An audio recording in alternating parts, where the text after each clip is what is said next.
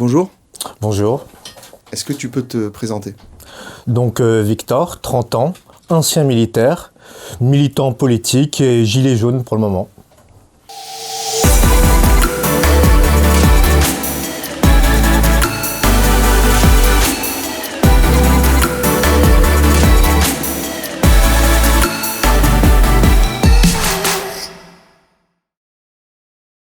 On t'a vu au sein des Gilets jaunes, on t'a vu partout dans la presse, comme ancien militaire, ancien paramilitaire. Tu es quoi au juste?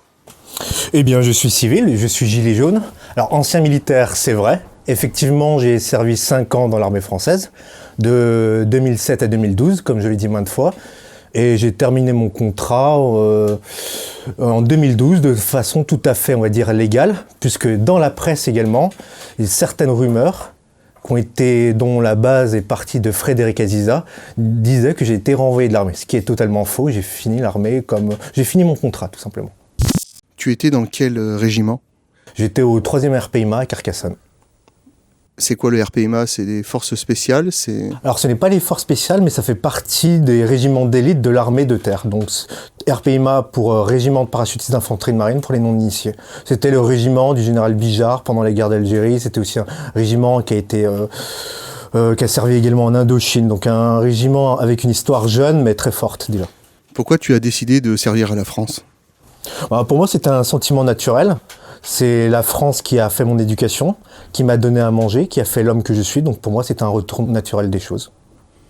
Quelle est la plus belle opération, selon toi, à laquelle tu es participé?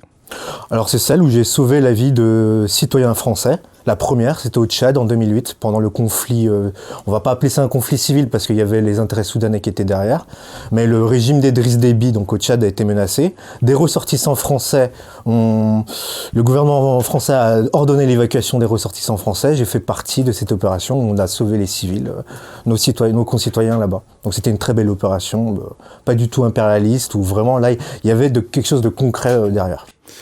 Dans la presse, tu es catalogué comme une personne d'extrême droite.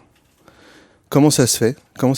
Parce que je sais que tu as été combattre en Ukraine contre les néo-nazis du bataillon Azov, je crois que c'est ça. Comment ça se fait qu'aujourd'hui on traite des anciens militaires, des héros, moi je te dis, des héros de l'armée, comme des moins que rien? Est-ce que tu peux nous en dire plus sur ton expérience au Donbass et ton rapport avec l'extrême droite?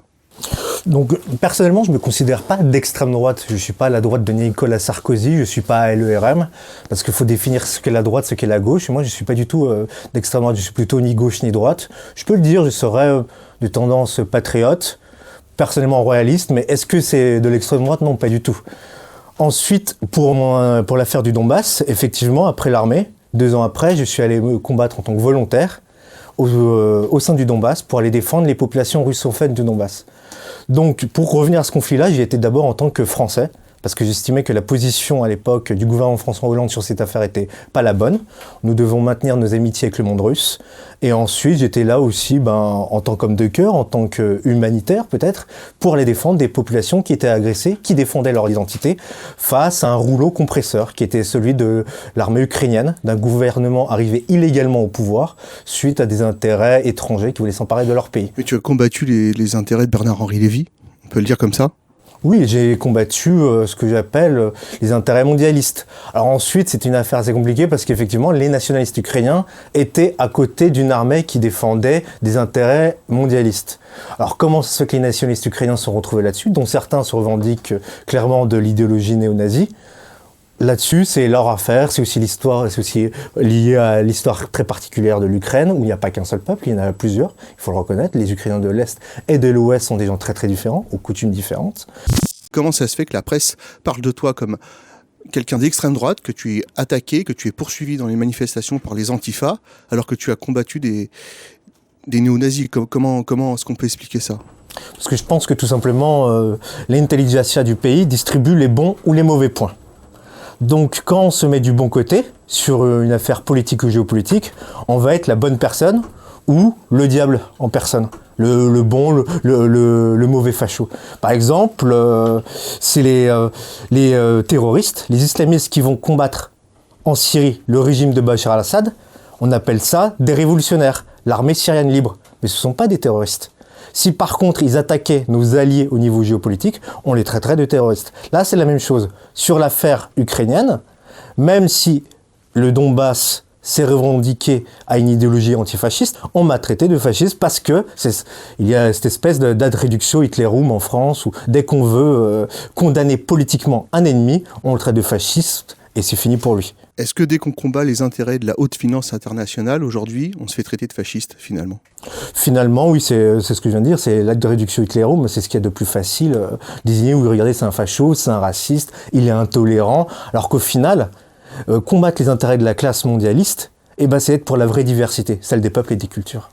C'est quoi le fascisme pour toi aujourd'hui ? Alors, historiquement déjà, c'est un régime qui a pris naissance en Italie et qui s'est terminé en 1944, je crois. L'histoire du fascisme est terminée. En France, il n'y a jamais eu d'aventure fasciste. Donc, en France, on ne peut pas traiter quelqu'un de fasciste. On peut traiter quelqu'un de totalitaire. Mais dans ce cas-là, Emmanuel Macron rentre dans cette case-là. Il est totalitaire. Donc, on pourrait même dire qu'Emmanuel Macron est d'extrême droite puisqu'il a une politique libérale et il s'appuie sur les moyens régaliens de l'État, que sont la justice et la police, pour pouvoir imposer ses vues. Donc ça s'appelle du totalitarisme. Aujourd'hui, le fascisme, pour toi, c'est la finance, en réalité. Je dirais même qu'historiquement, l'économie, le capitalisme, parce qu'au bout du moment, il faut mettre un nom sur l'ennemi, il faut le désigner, c'est toujours appuyé sur des régimes forts ou à tendance totalitaire, qu'ils soient dans le régime communiste ou dans les régimes dits fascistes qu'on a connus pendant les Secondes Guerres mondiales. Au sein des Gilets jaunes, tu as été attaqué par les Antifas. Qu'est-ce qui s'est passé exactement ? Est-ce que les Antifas, finalement, ne défendent pas le régime qu'ils prétendent combattre ? Pourquoi ils s'attaquent au final, eux qui prétendent défendre le peuple? Ils s'attaquent chaque fois à des prolétaires. Eux qui sont censés combattre le racisme. À chaque fois, ils attaquent des gens, on va dire, de couleur, faut le dire. Puis ensuite, quand on est contre un système, quand on veut vraiment le faire tomber, eh bien on prend toutes les forces vives qui sont contre ce système. La prise des têtes de cortège par la gauche, entre guillemets, a fait fuir les gilets jaunes authentiques. C'est-à-dire le gilet jaune non politisé, mais le gilet jaune conscient, travailleur, et celui qui, au final, n'était ni de droite ni de gauche, qui était tout simplement français. Ça fait fuir ce gilet jaune-là, ce qu'on appelle un gilet jaune authentique. Effectivement, ça arrange l'État, ça arrange les forces de l'ordre, qu'entre guillemets, il y ait des conflits au sein des gilets jaunes. La priorité, c'est de faire tomber le régime, de faire chuter le système, ou d'arriver à nos buts, c'est soit le référendum d'initiative citoyenne, c'est le départ d'Emmanuel Macron et du changement de régime. Est-ce que tu penses que le pouvoir a laissé faire certaines factions et pas d'autres au sein des Gilets jaunes? Alors par exemple, c'est que j'en ai eu la preuve, tout simplement. Parce qu'une fois, c'est simple, j'étais avec mes camarades du service de protection des Gilets jaunes, et on voulait se rassembler un peu avant pour arriver en force. Et là, les forces de l'ordre, les CRS, sont arrivés contre nous, nous ont arrêtés, nous ont fouillés. Ils nous ont laissé repartir, et à chaque fois, ils nous ont suivis. Et dès qu'on approchait de la manifestation, il y a eu demande de dispersion. Et là, au bout d'un moment, on s'est énervé, on dit, mais écoutez, monsieur, pourquoi s'échaffe à nous le service d'ordre, les brassards blancs que vous venez contrôler? Et là... C'est-à-dire que le pouvoir arrête certaines personnes en amont de la manifestation. Il y a des arrestations aussi la veille des manifestations. Les gens sont perquisitionnés chez eux, sont arrêtés chez eux. Alors qu'il y a certains groupes, eux, qui ont un laisser-faire, qui ont une carte blanche.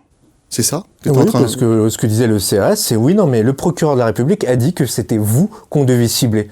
Et pourtant, nous leur avons signalé, oui, il me dit, mais bon, tout le monde le sait, il y a des Black Blocs qui sont armés, vous pouvez regarder les lives. Ils disaient, non, c'est vous qu'on doit arrêter aujourd'hui.